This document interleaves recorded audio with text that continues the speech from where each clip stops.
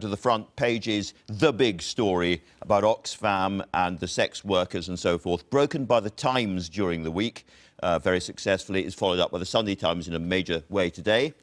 The Mail on Sunday has got the same sort of story about Jo Cox's former husband. We'll be talking about that later on. The Observer, again, Oxfam faces fresh claims over its staff paying for sex, and as a major story about private water payouts are a public scandal, says Labour, which is going to renationalise the water industry if it comes back to power. The Sunday Telegraph there has got a story from the other side of the Brexit debate. Barnier's aggression, he's been very, very aggressive this week, in many people's view, is risking a UK walkout. There's the beginnings of a fracturing of opinion on the European side of the negotiation. We don't often hear about that, so that's interesting. And the Sunday Express, in gung-ho form, May sets out roadmap to Brexit success, it says. So lots to talk about. We're going to start, I think, with the Sunday Times front page, aren't we? Yeah, I mean, this is Ayesha. An absolutely disgraceful and shocking story. It now comes to light that up to 120 workers for Britain's leading charities have been accused of sexual abuse. Priti Patel, former DFID secretary, has said that she fears that there has been a culture of predatory sort of paedophilia going on in the aid sector, and this she says that public money should just stop. Well, I think that, for me, that is a stretch too far. I think we shouldn't weaponise this to make a bigger argument about whatever the rights and wrongs and your views are on aid. But, you know, when the charities go into an area, the area is very, very vulnerable. There has been war or famine or a disaster.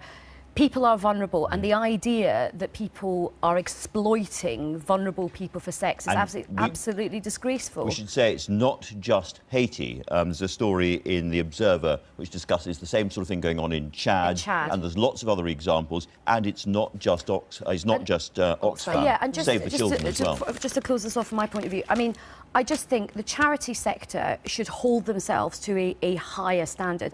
And no sector, and it's not good enough for the charity sector to say, look, we didn't talk about it because we were worried it might affect donations.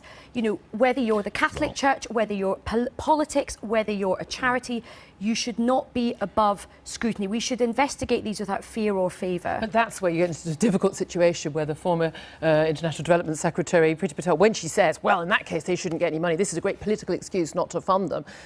That's exactly in the charity sector would say, that's why we didn't come clean. And this is the issue. But this is what happened with Jimmy Savile at the BBC. It's what's happened in the Roman Catholic Church with paedophile. And this idea that protecting the reputation of the organisation, which overall does good in some of these scenarios, that is more important than a child prostitute in Haiti not being exploited. And that's the issue. We have to get to grips with the idea that if you are a predatory paedophile, working for a big aid charity would be a really sensible thing for you to do. One of the things that happens when you get a big story like this is everybody starts to go in different directions, searching different aspects of sex problems. In this case, in the charity sector, you've got the front page of the Mail on Sunday. Yeah, and I think it is important. A sad story, yes, this is allegations against Brendan Cox, the widower of Jo Cox, of course. Now, look, he denies his allegations. I have no information whether or not these allegations are true or not. But we do have this thing where I think the media a lot of the time pick and choose who they will expose in their idea for allegations, whether true or false, not proven yet, certainly. For news value. For news value and for political value. And I really think we need to be very open about the fact that these are now being used, these allegations, whether it's about the President's Club, whether it's about Oxfam, whether it's about this, that these are politicised things. And I do think we need to be very careful about people's anonymity. And I really do think that if you're going to be naming one person as opposed to another person and picking and choosing, well, make very clear why you're doing that. Why you're doing it. Can I just say one thing on that? I mean, I think you have to tread hugely carefully with these things. But sometimes revealing the name of somebody brings forward other victims as well. So there's a very fine But we've also seen cases with this Westminster so-called sex pest scandal where people have taken their lives, people are having their careers ruined. There are MPs currently who still don't know what the charges are against them. But also, remember the thousands of people that never ever get justice and they never have their voice heard. We could. And it would be interesting, but we must move on. I mentioned the Barnier story, the Michel Barnier story. It's very interesting in the front page of the Sunday Telegraph, Ayesha. Well, it is. I mean, the Sunday Telegraph have leaned hard into Barnier, and they are saying that, you know, he's actually overreached himself in terms of his language. This is the punishment clause if we don't agree to his deal on the transition. Yes, Yeah. and you know, there's lots of briefing and counter-briefing, exactly. And what they're saying is that diplomats from a number of countries are sort of questioning his stance. But again, I mean, you would expect me to say this because I'm on the other side from Julia, but this is what the cut and thrust of negotiations are like. You can't have a Gwyneth Paltrow conscious uncoupling. I'm afraid, you know, it's a dirty business negotiating. And they're a lot better at it than us, it would seem, and that's the issue.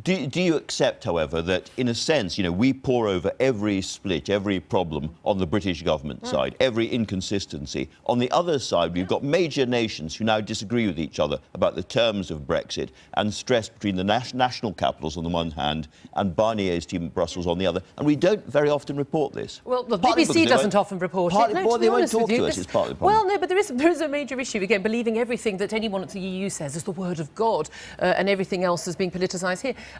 Yeah, there's a major issue, isn't there, in terms of the fact that we've got an organisation, the EU, which is basically happily going to do economic damage to its own member states and its own countrymen. But we are doing to punish us. We're potentially doing economic damage to ourselves. All I say is with keep this. watching next week. I will. But you know I always watch. Of course. This is a spread in the Sunday Times by Tim Shipman. Besieged May pressed to put some Brexit meat on the cabinet table.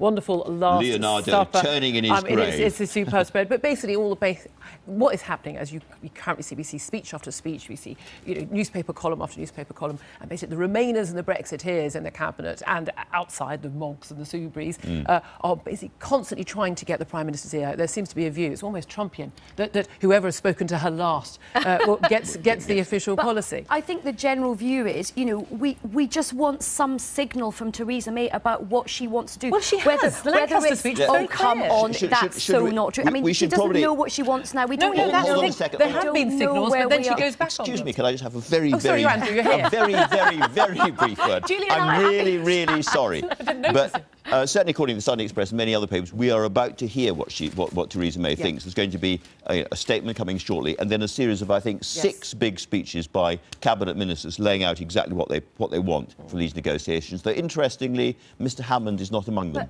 Well, this is the problem. She's had 2 meetings this week with her kind of inner war cabinet, and never has there been a better title for a working group.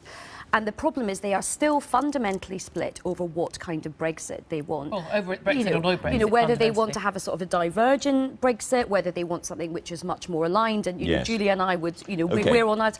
They have still not come to, and we are wasting time on this. We are going to miss our There'll be no speech from Hammond because he gave a speech in Davos, but I have to say the less we hear from Hammond, the better. I think also for Hammond's career. He's the Chancellor. He should be allowed to speak. At the end of this programme, we're going to hear the Spitfires playing, and they've got a big Justice for Grenfell sign on their speaker. A different kind of tower block, but a very worrying story in the Sunday Times, Ayesha. There is. I mean, it looks like we are failing to learn the horrific, tragic lessons of Grenfell, particularly when it comes to design of these very, very tall residential towers. There is a huge building being done, and the worry is it's proposed to be built with only a single staircase providing an escape from some of the highest floors.